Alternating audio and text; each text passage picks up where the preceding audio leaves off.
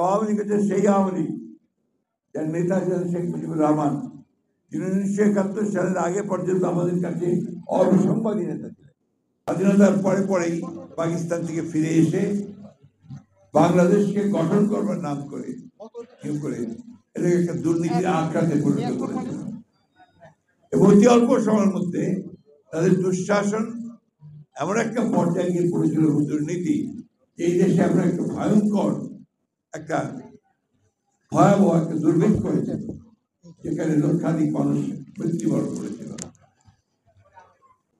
এক টুকরা রুটির জন্য কুকুর এবং মানুষ লড়াই করেছে, ডাস্টবিন থেকে খাবার তুলে খেয়েছে মানুষ, লঙ্গর খানাতে গিয়ে ভালো ভালো পরিবারের সচ্ছল পরিবারের লোকের গিয়ে লাইন দিয়েছে খাওয়ার একটু খাওয়ার জন্য।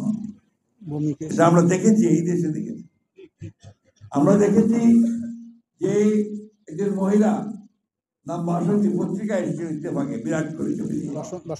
সে তার লজ্জা নিবারণের জন্য একটু কাপড় পায়নি, সে মাছ ধরার জাল দিয়ে তার লজ্জা নিবারণ জড়িয়ে চলেছে। এই সময় তৈরি করেছিল আওয়ামী লীগ, নেতৃত্ব ছিল শেখ মুজিবুর রহমান। এই কথা আমরা বারবার বলতে হয়, মনে করিয়ে দিতে হয়। আমরা এই কথাগুলো বহুবার বলেছি। আওয়ামী লীগ একটা দল, যে দলটি গণতন্ত্রের কোনোদিনই বিশ্বাস করতো না, কিন্তু গণতন্ত্রের কথা বলতো, আর যখনই ক্ষমতা পেত তখনই ফ্যাসিবাদের দিকে। এবং আপনারা তো এখন এই কয়েক বছর দেখেছেন অনেকে থাকে, আমরা দেখেছি সেই সময়, তখন তো আরো ভয়াবহ ছিল। নাম উচ্চারণ করা যাবে না, ভিন্ন নাম, এক নেতা এক দেশ, বঙ্গবন্ধুর বাংলাদেশ, এই ছিল স্লোগান। আর দফা এক, দাবি এক, সবচেয়ে মুজিবের দাবি, মুজিববাদ। তখন আপনার মুজিববাদ নতুন করে আসলো এবং এর বাইরে কেউ কথা বলতে পারবে না, এই অবস্থা তখন ছিল। এবং এই কারণেই তখন জাসদের সৃষ্টি হয়েছিল। ওই আওয়ামী লীগ থেকেই ধরুন কিছু নেতা তারা এর বিরোধিতা করে বেরিয়ে এসেছিলেন, রব সাহেবের নেতৃত্বে, জলিল সাহেবের নেতৃত্বে এবং সিরাজ আলম খান সাহেব। এটা তখন প্রয়োজন, জনগণের আকাঙ্ক্ষাকে পূরণ করবার জন্য তারা বেরিয়েছিলেন, তারাও টিকতে পারেননি।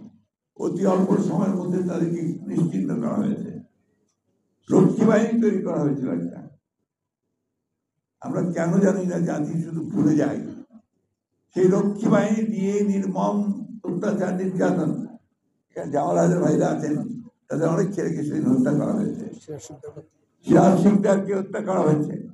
এই যে আপনার গুম করে হত্যা করা অথবা আপনার বিনা বিচারে হত্যা করা, এই শেখ মুজিবের আমলেই শুরু হয়েছে।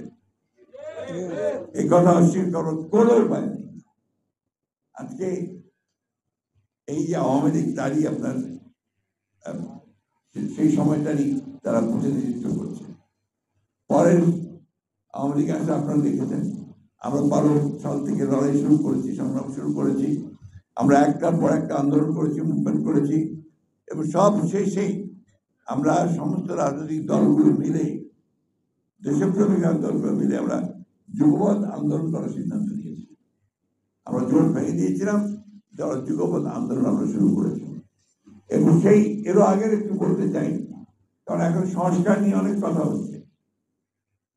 2016 সালে দেশনেত্রী বেগম খালেদা জিয়া, তিনি প্রেস কনফারেন্স করে, এবং মনে আছে ওয়েস্টিনের প্রেস কনফারেন্স হয়েছিল, সেই ওয়েস্টিনের প্রেস কনফারেন্স করে তিনি ভিশন 2030 একটা ডকুমেন্ট দিয়েছিলেন। সেখানে সংস্কারের কথা পরিষ্কার করে বলা ছিল। সেখানেই বলা ছিল, প্রস্তাবটা দেওয়া হয়েছিল যে প্রধানমন্ত্রী এবং রাষ্ট্রপতির যে ক্ষমতা, সেই ক্ষমতার ভারসাম্য আনতে হবে। একই ব্যক্তিকে অতিরিক্ত ক্ষমতা দেওয়া যাবে না। একই ব্যক্তি পরপর 2 বারের বেশি প্রধানমন্ত্রী হতে পারবেন না। এবং দ্বিপক্ষ বিশিষ্ট পার্লামেন্ট, এটাও কিন্তু 2016-তেই ওই ভিশন 2030-তে দেওয়া হয়েছিল। জাতির সামনে প্রস্তাব দিয়েছে, আর অনেকগুলো বিষয় ছিল। এবারও আমরা সমস্ত দলগুলো প্রায় 2 বছর আমরা আপনার কাজ করেছি, পরস্পরের যোগাযোগ করেছি, করে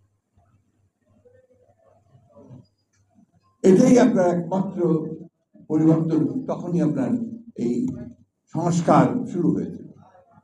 তো তার আগে সংবিধানকে তো কেটে চুরে শেষ করে দিয়েছিল।